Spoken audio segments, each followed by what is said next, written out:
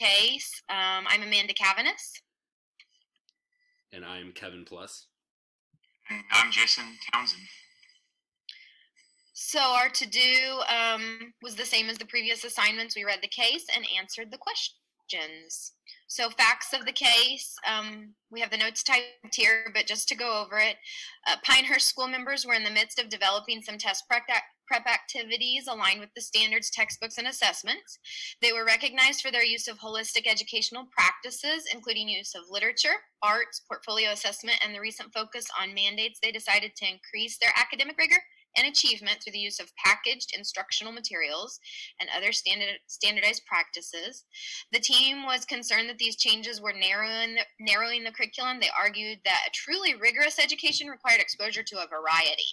So during the same time frame, the community's economic base declined, and a major factory and several key businesses closed. So a more activist generation expected the school to prepare students for economic success in some uncertain times. They placed further demands on the school and the leaders. Continued facts, the community-based service learning projects were added to the curriculum along with thematic units on subjects such as ecology, financial planning, business development, and computer sciences. The curriculum changes and their implications for school identity and curriculum integrity triggered a crisis at the school. So the school had lost sight of its mission. It had abandoned its authority for directing education in the community. They were extremely concerned that the projects would result in declining scores. And Mr. Hughes is reflecting upon his role as a leader and upon curriculum meanings and mission of the school. All right. So question 1 is, what would you do if you were Mr. Hughes in this situation? And I'm just going to kind of read the notes. It says that if I were Mr. Hughes, I would immediately call a school leadership team meeting just to kind of get your department heads together, and then I would have that group distribute a survey to their own departments to gain an understanding of the general sentiments of the teaching staff at the school, and then obviously any auxiliary staff could be done by Mr. Hughes himself. Concurrently, I would organize a curriculum summit or forum in which all community stakeholders are invited, including staff. It's kind of like that parent workshop type situation that was talked about in the videos in the module. At this meeting, I would share the results of the staff survey and ask for the community's feedback. During this time, I would search for common themes and look to bridge the gap between the parents and staff. And additionally, I would ensure that throughout this process, I remain data-driven, just because you want to make sure that you're coming off as unbiased in either direction.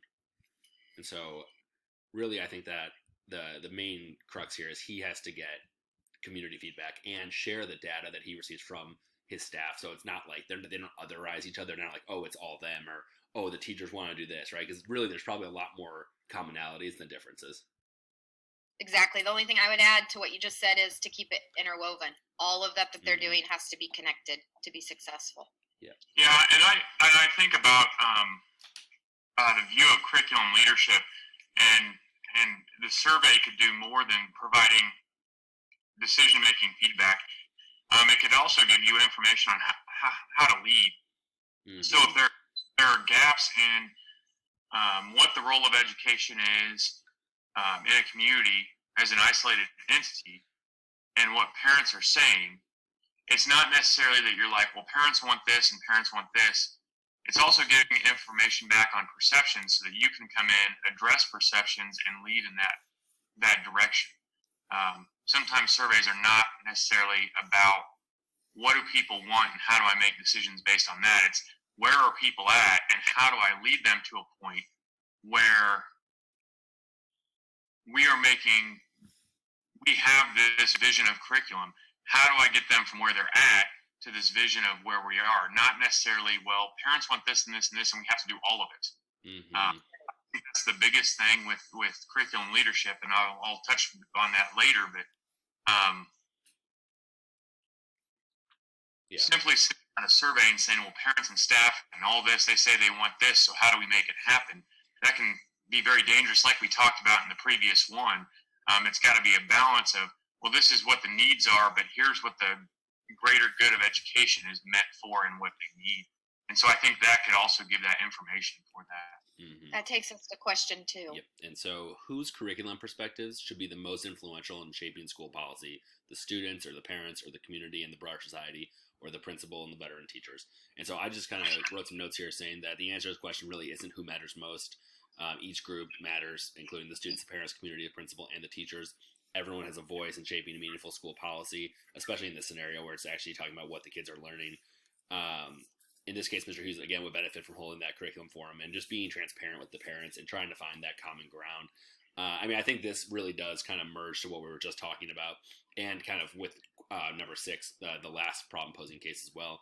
You really want to try to find that balance, because the school has for so long been successful doing the community-based stuff, and obviously like litigation and laws and legislation, all that changes what you do every day, but you definitely don't want to lose sight of that. And I think that the community definitely has a point, and this is why we go to this school. This is why we continue to stay here. And I'm sure there's charter schools they could attend, and so it's well, and on that as well, there's one piece missing out of that. You got all these isolated groups in individual communities, but again, going back to the greater broad, like you've got schools that are there, or districts that are there to meet the needs of the community, but the district also has a responsibility for meeting the greater good of education and driving conversation. Mm-hmm.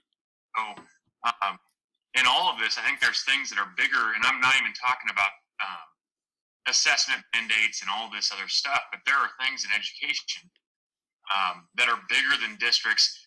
Oregon talked about institutional reform.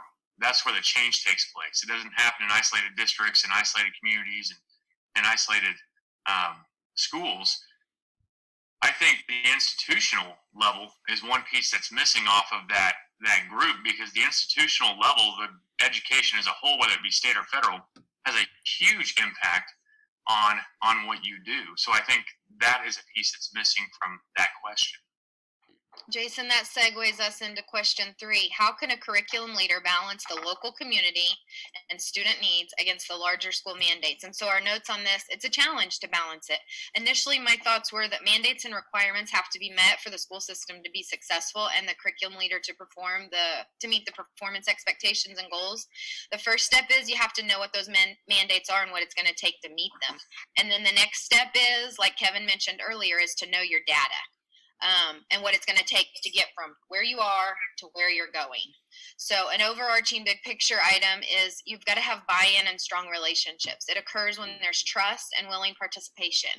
Items that may help, and they mentioned this in some of the reading, was project-based opportunities, where you can bring the community and the family volunteers together to complete a shared task that can build that team. There needs to be a strategic plan overall that all stakeholders understand and are committed to.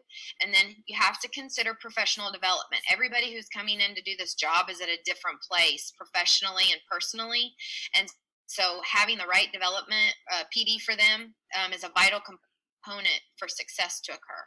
So information to help move forward. We mentioned some surveys to guide the decision-making process. Do you guys have anything to add to 3? Yeah, I really do think that based on the previous chapters of this text, this school, specifically this school, is not going to be it's not like a doom and gloom scenario in this case, because they have had such credibility with the community that if Principal Hughes just shares, here is what No Child Left Behind means, here's what this new legislation means, here's what we have to do in response to that to remain in accordance with the law, and then here's our student data, here's our achievement data, I think the community probably will be a little more receptive than the way it's kind of being painted. However, I think that the big kind of stumbling out of the gate was not communicating that up front, right? And so I'm wondering, and it kind of falling back on those relationships, like you said, Amanda. Yeah.